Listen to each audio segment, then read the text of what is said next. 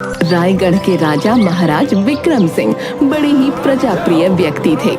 वो हमेशा अपने प्रजा का ध्यान एक पिता की तरह रखते थे और अक्सर अपने मंत्री के साथ भेष बदलकर अपनी प्रजा का हाल जानने निकल पड़ते थे। एक दिन महाराज मंत्री से, मंत्री जी, कई दिन हो गए हैं हमने नगर यात्रा नहीं की।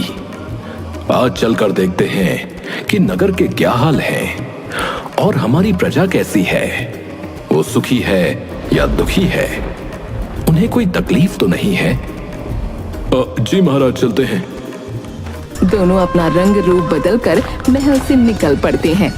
चलते चलते दोनों नगर की उस बस्ती में पहुंच गए जहां पर राजा के नगर के सबसे गरीब लोग रहते थे। वहां एक घर के बाहर, मंत्री जी, ये गाना गाने की और हंसने की आवाज क्या आपने भी सुनी? जी महाराज, ये आवाज तो इस घर के अंदर से ही आ रही है। चलिए उस खिड़की से घर के अंदर देखते हैं। दोनों घर की खिड़की से छुपकर अंदर की तरफ देखते हैं। वहाँ एक पति पत्नी भगवान की प्रार्थना कर रहे होते हैं। मंत्री जी, इन्हें देखकर तो लगता है कि ये काफी गरीब दंपत्ति हैं और उनके घर की दशा देखकर ये भी समझ आता है कि जीवन बड़ी मुश्किल से चल रहा है। फिर भी ये दोनों कितने प्रसन्न हैं। बिल्कुल सत्य कह रहे हैं महाराज, मैं भी यही सोच रहा हूं। भला इन्हें किस चीज की प्रसन्नता है? तभी मंत्री के पैर से खिड़की के बाहर रखी ईंटों की ढेर गिरती है, जिससे आवाज हो जाती है। घर के अंदर से आवाज आती है, कौन है? कौन है वहां? हम एक यात्री हैं और यहाँ से गुजर रहे थे। इतना कहते हुए महाराज और मंत्री दोनों घर के दरवाजे पर पहुंच जाते हैं और दंपति भी अपने घर के अंदर से दरवाजे पर आकर खड़े हो जाते हैं। प्रणाम स्वीकार कीजिए हमारा। मैं कालू हूँ और ये मेरी पत्नी लक्ष्मी। हमारे घर के भीतर पधारिए और हमें आपकी सेवा का अवसर दीजिए। आपका बहुत बहुत धन्यवाद जो आपने हमें अपने घर के अंदर आमंत्रित किया। अरे ये तो हमारा सौभाग्य है जो आप हमारे घर आए और अपनी सेवा का मौका दिया। लक्ष्मी, हमारे घर भगवान आए हैं, उनके लिए भोजन परोस दो। जी, मैं भी भोजन परोसती हूँ। चलिए, तब तक मैं आप दोनों के हाथ पैर धुलवा देता हूँ। नहीं नहीं, भोजन की कोई आवश्यकता नहीं है। हमने थोड़ी देर पहले ही भोजन किया है। द्वार पर आया हुआ अतिथि सदा भगवान के समान होता है और हम अपने भगवान को अपने द्वार से भूखा कैसे जाने देंगे?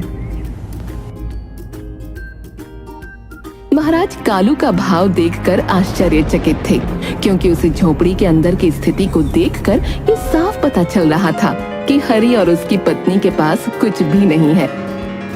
फिर भी कालू इतने खुले दिल से महाराज और मंत्री को भोजन के लिए आमंत्रित कर रहा था। आप क्या कार्य करते हैं और आप दोनों के घर में सुकून का माहौल है?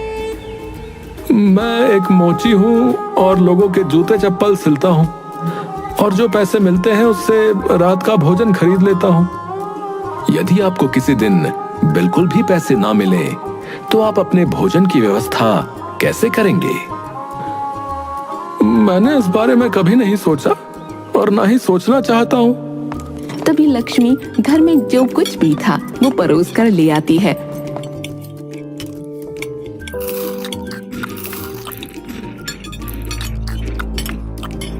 मैं ज्यादा पढ़ा लिखा तो नहीं हूँ, परंतु इतना अवश्य जानता हूँ कि यदि ईश्वर एक रास्ता बंद करता है तो कई दूसरे रास्ते हमारे लिए अवश्य खोल देता है और फिर सब कुछ वैसा ही होता है जैसा हमारे लिए सही होता है। महाराज और मंत्री दोनों ही बड़े आश्चर्यचकित थे।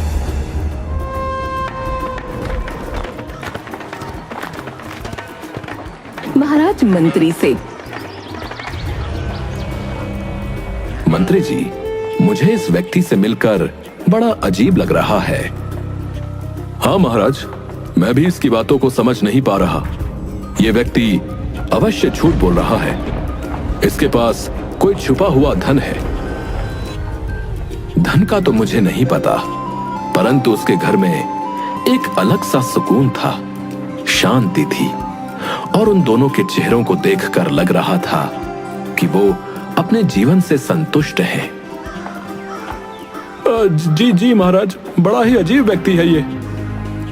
मैं इस व्यक्ति के ईश्वर के प्रति विश्वास की परीक्षा लेना चाहता हूं, परंतु इस बात का ध्यान रखिएगा, किसी तरह की कोई हानि नहीं होनी चाहिए। ठीक है महाराज, जैसा आपका आदेश। अगली सुबह महाराज राज्यसभा में मंत्री से, मंत्री जी, पूरे नगर में यह आदेश दे दिया जाए कि कोई भी व्यक्ति सड़क पर जूते और चप्पलों की मरम्मत नहीं कर सकता है। जो आदेश महाराज। थोड़ी देर में पूरे नगर में खबर फैल गई। ये कैसा आदेश दे दिया महाराज ने? यदि हमारे जैसे और भी लोग सड़क पर जूते और चप्पलों की मरम्मत नहीं करेंगे तो हमारा घर कैसे चलेगा? हमारी रोजी रोटी कैसे चलेगी? लक्ष्मी, धैर्य रखो और बिल्कुल भी फिक्र मत करो। हमारे जीवन में पहले भी तो समस्याएं आई हैं। क्या हमें उन समस्याओं का समाधान नहीं मिला है? बताओ। मिला है, परंतु इस बार तो ये समस्या बहुत बड़ी लगती है। बिल्कुल फिक्र मत करो, सब कुछ ठीक वैसा ही होगा जैसे सब कुछ होना चाहिए। कालू नगर में इधर उधर कुछ काम की तलाश करने लगा। तभी उसे प्यास लगी। उसने देखा कि एक आदमी चौराहे पर बैठा लोगों को मटके से पानी पिला रहा था और लोग उसे कुछ पैसे दे रहे थे। कालू उस व्यक्ति के पास जाकर, भाई, क्या मैं आपसे एक प्रश्न पूछ सकता हूँ? हाँ हाँ, जरूर पूछिए। क्या पूछना चाहते हैं आप? क्या पानी बेचकर भी पैसे कमाए जाते हैं? जरूर कमाए जाते हैं। देखिए, मैं आपके सामने जीता जागता उदाहरण हूँ। कालू तुरंत अपने घर वापस जाता है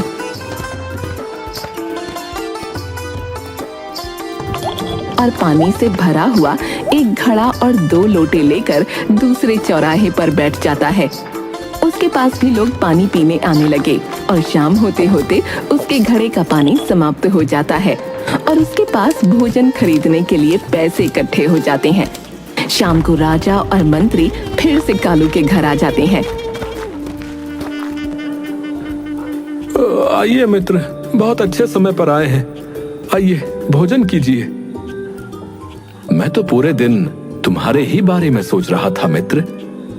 मुझे तुम्हारी बड़ी फिक्र हो रही थी, क्योंकि राजा ने मोचियों के लिए अजीब सा एक फरमान जो जारी कर दिया। भला बताओ, अगर मोची सड़क पर जूते चप्पल नहीं बनाएगा तो कहां बनाएगा? जरूर राजा ने कुछ अच्छा ही सोचकर ऐसा आदेश दिया होगा। मुझे तो लग रहा था कि तुम कहीं और चले गए होगे, क्योंकि अगर तुम जूते चप्पल नहीं सिल पाओगे तो क्या करोगे? भोजन कैसे खरीदोगे? मित्र, ऐसा बिल्कुल भी नहीं है। मुझे मेरे ईश्वर पर भरोसा है। उन्होंने मुझे आज भी भूखा नहीं रखा। आप भी हमारे साथ भोजन कीजिए। भोजन? परंतु कल तो तुमने कहा था कि तुम दिन में जो कमाते हो उन पैसों से शाम का भोजन खरीदते हो। मैंने आपसे सत्य कहा था। अब मैं पानी बेचता हूं और पानी बेचकर मुझे जो पैसा मिला उससे आज का भोजन खरीदा है। महाराज और मंत्री एक दूसरे का मुंह देखने लगते हैं और भोजन करने बैठ जाते हैं। वैसे तो ये मेहनत का काम है और इस काम में पैसे भी कमा रहा हूं, परंतु कोई बात नहीं, मैं संतुष्ट हूं, क्योंकि इन पैसों से हमारी जरूरतें पूरी हो जाएंगी। भोजन के बाद महाराज और मंत्री वहां से बाहर निकलते हैं। मुझे लगता है कि ये परीक्षा पर्याप्त नहीं थी। मुझे कालू की कोई और परीक्षा लेनी होगी। जी जी महाराज। परंतु अब आप उसकी कौन सी परीक्षा लेंगे? ये आपको कल सुबह दरबार में पता चलेगा।